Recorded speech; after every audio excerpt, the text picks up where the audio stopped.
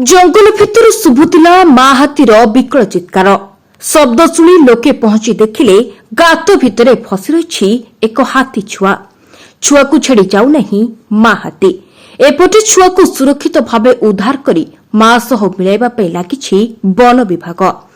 सुंदरगढ़ यह दृश्य एवं समस्त मन को छुई।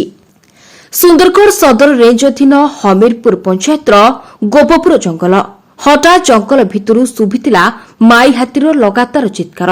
हाथीर विकल चित्कार शुणी किसी स्थानीय लोके जंगल भितर को जाई देखिबा परे सामना को आसीथिला हृदयस्पर्शी दृश्य। एक गात भितरे पड़ी फसी रहिथिला एक हाथी छुआ। छुआटी को छाड़ी जिबाकू नाराज थिला मां हाथी।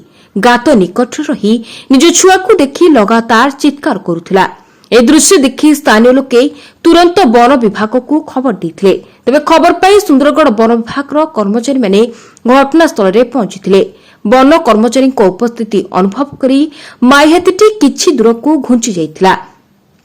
यापरे गात भितरे फसिथिबा हाथी छुआ को सुरक्षित भावे बाहर करबा पई वन विभाग पक्षरु उद्धार कार्य आरंभ होईछि। तेबे उद्धार कार्यर सबुठारु बड़ लक्ष्य होईछि छुआ हाथी को सुरक्षित भावे गातरु बाहर करी मां हाथी सह मिलाइबा।